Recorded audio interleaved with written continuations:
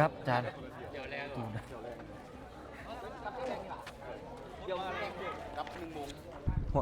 พวกสาประตูหมายเลข29สุรินทร์ธรรมสอนหมายเลข23อานังดวงวิชัยและหมายเลข40เกมเริ่มจะเป็นทาง BS Master จะได้เคลียร์บอลก่อนบุกจากขวาหาซ้ายจากจอโทรภาพเซิงจะฝากไปยังได้อยู่ BS Master ฝากมาจะได้ชิง1-2เติมไปสุดเส้นแล้วคอสเข้ามาสุดท้ายบานคุกคิกนะประตูโอ้ลงยิงลูกนี้โอ้โหเข้าไปแล้วเนาะโอ้โห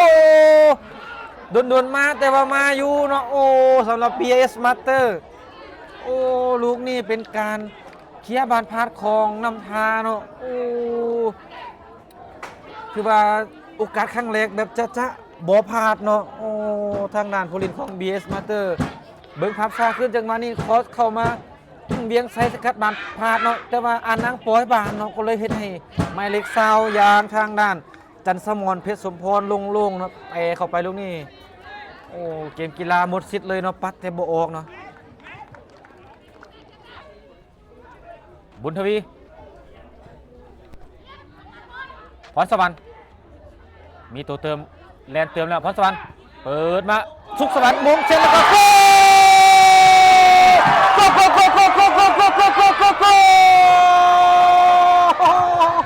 โอ้มาแล้วเนาะประตูตีเสมอในบ้านเนาะโอ้เป็นทางด้านสุขสวรรค์หอบจักรวาลเนาะหมายเลข54เนาะโอ้บอกเลยว่าสุดยอดเนาะ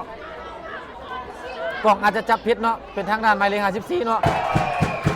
เบิ่งความซ่าจังหวะนี้เนาะโอ้พรสวรรค์เขาเปิดคอสกับลูกนี้โอ้มงจ่อลูกนี้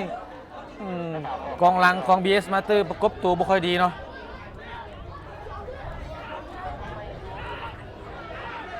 แล้วพรสวรรค์คำวงแก้วพรสวรรค์คำวงแก้วดวล1-1ซับจี้แตะเละคอสุดเส้น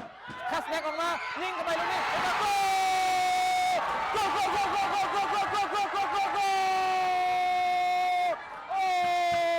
มาแล้วเนาะมาเป็นสุดเนาะสำหรับผู้เล่นของน้ำพาโอ้โหสุดยอดดีเนาะเป็นทางด้านหมายเลข45ชัยสิทธิ์สิงห์สว่างเนาะโอ้เบิ่งจังหวะนี้ยกเครดิตให้กับพรสวรรค์คำวงแก้วเลยเนาะเล็กลากไปสุดเส้นแล้วกลับขึ้นมาเป็นโอ้เอาแล้วตอนนี้นำท้าขึ้นนำเนาะท่านนี่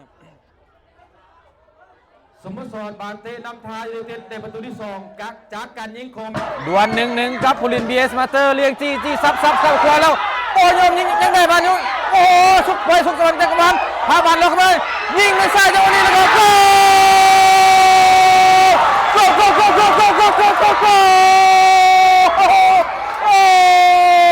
ไล่แล้วเนาะตอนนี้โอ้สกอร์ของทางด้านน้ำพาโอ้บอกเลยว่าสุดอีลีเนาะสุดอีลีเบิ้งพับซาขึ้นจังหวะนี้พรสวรรค์แงกมาจะยิงสุดท้ายปล่อยให้กับหอบจักรวาลเลี้ยงเฮ็ดเองเลยเนาะยิงต่ำเสาทรงกันไปอย่างสวยงาม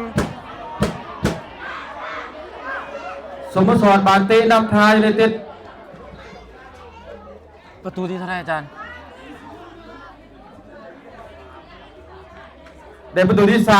ดวลกับอานังไปได้สวยงามหมายเลข17แสงจัน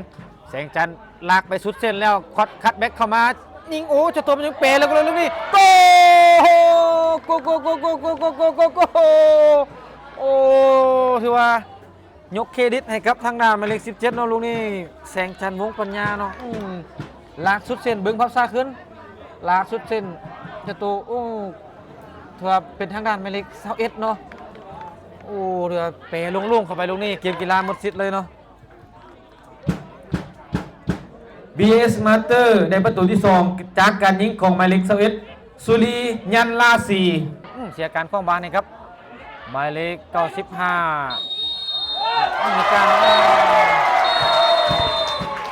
และก็เป็นอันว่าจบเกมการแข่งขันเนาะขอบใจท่านผู้ชม